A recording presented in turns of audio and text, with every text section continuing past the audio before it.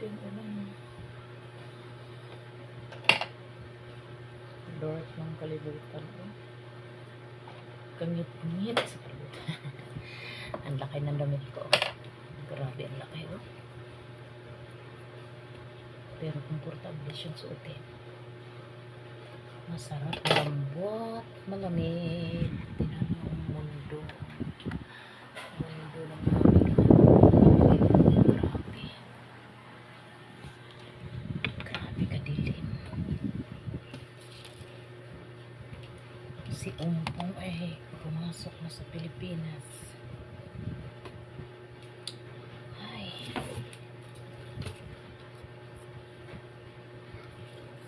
Gahanap buhay na tayo mga Kumars. Tutuklapin ko lang itong plastic.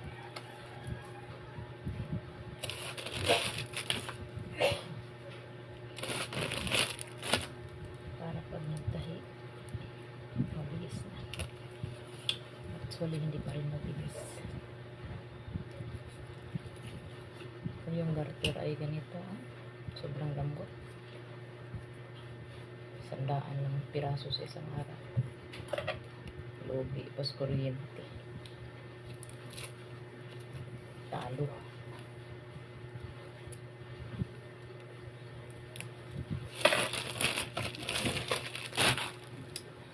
Pero sige lang, at least may trabaho tayo.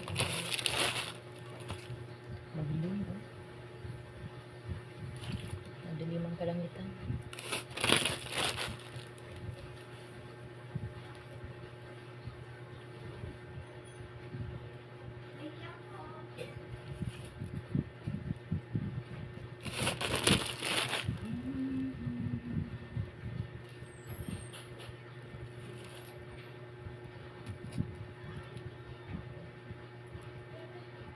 Grabe ang dilim.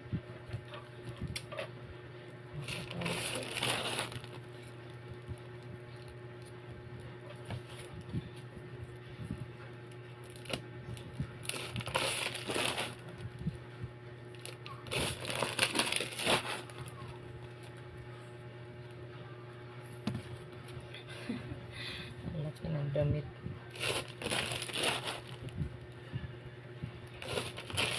Masarap siya suotin. Chalis kasi ito. Pag chalis na tela, masarap sa katawan.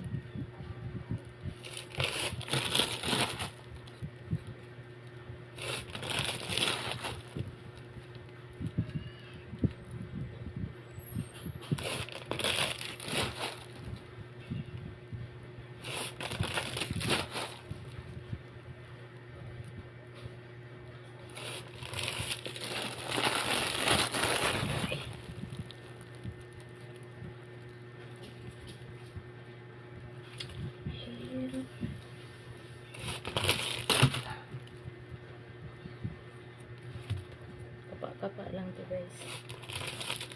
Ay, lumiwanag siya.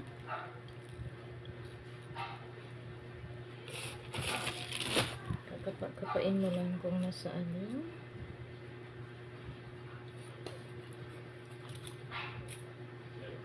Yung isang piraso lang talaga. Yan, isang piraso. Katulad nito, isang piraso lang. Kasi pag ginanyan mo, ang dami. Hanapin mo yung parte na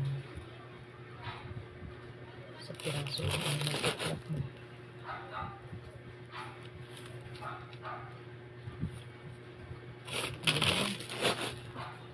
Diba?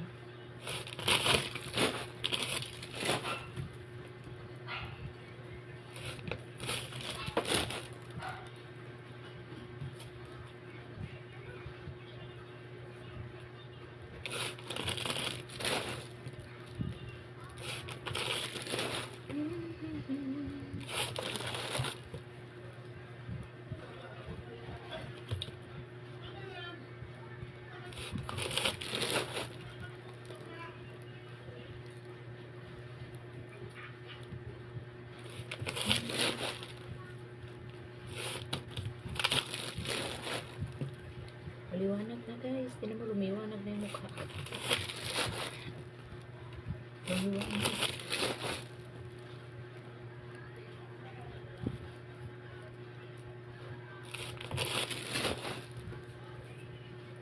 Sana ganito lang lagi.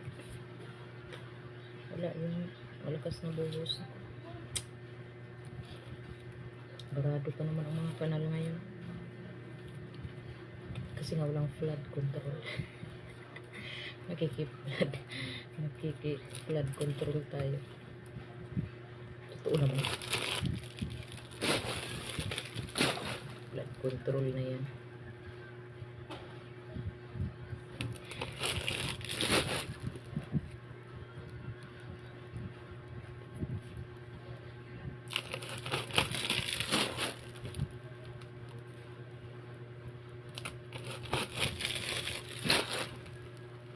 Magtaka kayo guys kung ano to.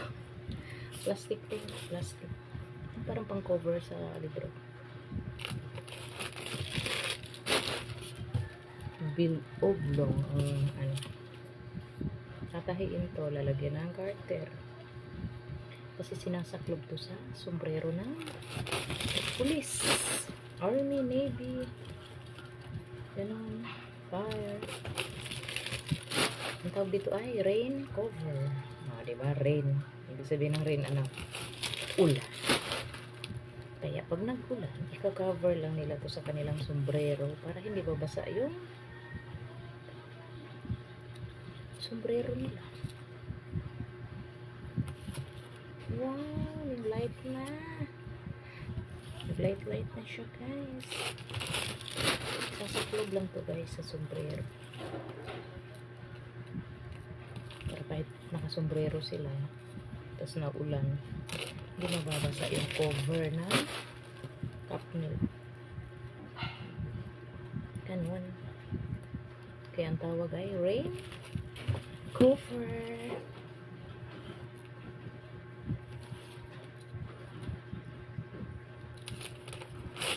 Marami ko guys, mamaya naman papakita ko lang kung paano siya tahiin ha. Wow! Nag-light na. Pag malaki ang damit, gaganon lang. Oh, grabe yun. Ang laki. Double XL yata ito.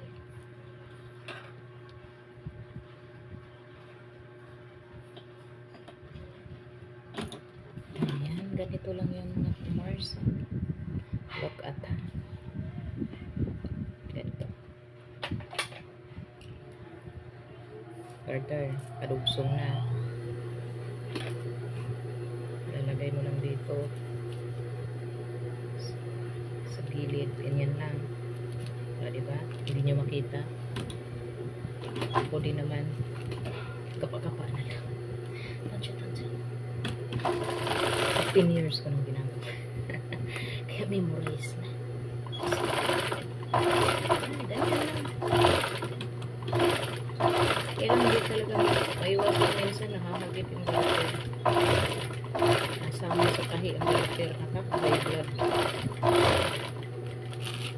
Kasi magpapastas ka na naman. Oh, tuloy-tuloy ang hatang ng garter. Ibig sabihin, hindi na sabasaan.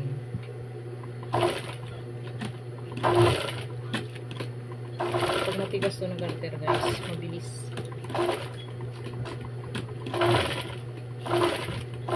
Kasi madami naman sa kasama ng garter mo pag tayo matigas.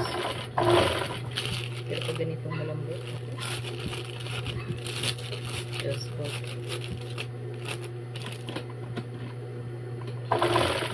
Bagal kasi pag-uwi.